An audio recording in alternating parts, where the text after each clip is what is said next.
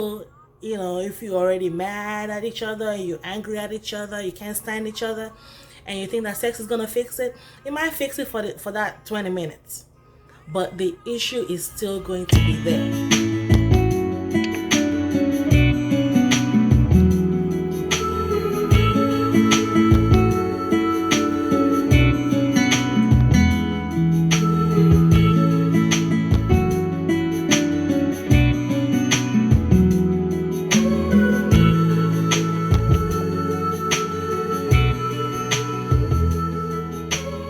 Hello guys, welcome to my channel, and from the title of this video you already know what we're going to be talking about. Yes, I just want to deal with some of the misconceptions that I receive on sometimes a daily basis, especially when people find out that, oh, I'm a Christian. And so people will tell me, you're a Christian? Are you a born again virgin? Did you wait till you were married before you had sex? Oh, Christian marriage, I'm sure the sex is not fun. I'm sure the sex is boring. I mean, so many different kind of things that the people come to me about and tell me, not just from people that are not Christians, but even from young people that are curious to know what it's going to be like. And so I just started my YouTube channel like now. And so for you, if you guys want to get content, you want to get information, and you want me to spill the beans on a lot of things, I want you to subscribe below. Subscribe right now so that I can be able to bring out information and bring out content for you guys. And so what really led me to starting this channel, as a Christian and someone that's very passionate about God, I've wanted to start something like this, but I just did not know how. And I'm the kind of person that I'm not gonna start something unless I really feel led to. And I was like, just praying one day, I'm like, God, I don't want to start this thing unless you okay with it. And and I was like, there's so many people that are talking about the same things that I'll be talking about. So many people are saying the same thing, and God was like, so many people is not you. Sometimes some people might relate to you more than they might be able to relate to another person, and you can never have too many positive messages out there. Even if we're all saying the same thing, what matters is that it's actually still being out there. There's going to be someone that will connect with what you will say or what I will say. And so that just led me to just go ahead and just start my own channel and see what happens. So if you guys connect with me, I want you to subscribe so that I can be able to bring out more videos. And if there are things that you want to know or you want to ask, feel free to put it in the comment section. I'm pretty much an open book, pretty much. Well, there are some things that I will not say, but for the most part, I'm all about sharing. And so from the title of this video, you already know what we're going to be talking about. And I just want to do it in a series. So this is Bedroom Talk 1. And today we'll be talking about how, Christian sex is boring.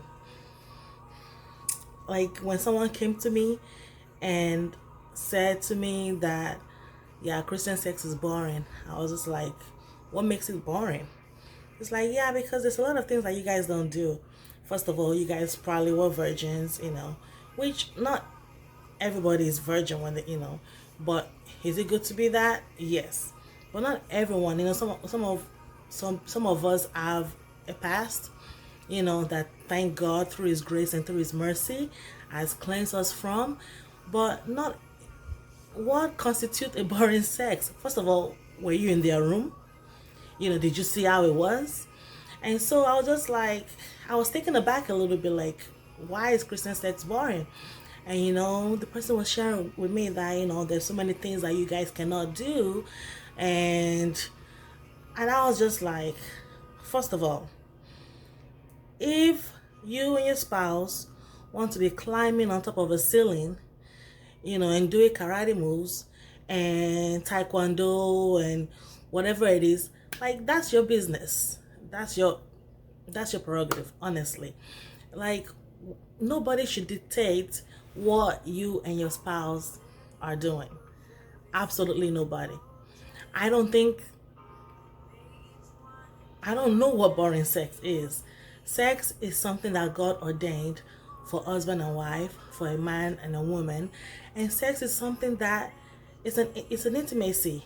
Is pretty much your outward an outward expression of love between you and your spouse. So however way you want to show it, however way you want to do it, should be your business and your business alone. So I don't even know why some people will say, oh, just because you're a Christian, your sex should be boring. Like, you don't know what those people are doing. Some Christians will fool you. Some Christians will fool you. And why am I just starting with this? Is that people should really be careful about the questions they ask. If your sole purpose of getting married is to have adventurous sex, well, you can have all the adventure you want in sex, but that will not make a great marriage. Marriage consisted of so many things to make it good, and sex is just it's a temporal thing. It's a temporal thing, because sex is really just a manifestation of what you're already feeling. And so, if you're already mad at each other, you're angry at each other, you can't stand each other, and you think that sex is gonna fix it, it might fix it for that 20 minutes. But the issue is still going to be there. And that's what I want to just get across on this, because I do get some young people that will be like, I just don't know, because people say that Christians, like, they have boring sex, and I'm like, so is that why you don't want to be a Christian? Is that why you don't want to wait and pray for that person, because you don't want to have boring sex? No, you and your husband are going to have sex the way it is meant for you to to have it. Whatever you guys choose to do in there, as long as it's according to God's will, that's up to you. If you want to swing yourself up from a chandelier, if you want to do somersaults, and I don't care. Whatever you guys choose to do is your business. Like I said, in this video, it's going to be very short, because this is just the introduction to what we'll be talking about in this series of bedroom talk. We're going to talk about sex. We're going to be talking about, waiting to get married. Talking about why should you wait to get married.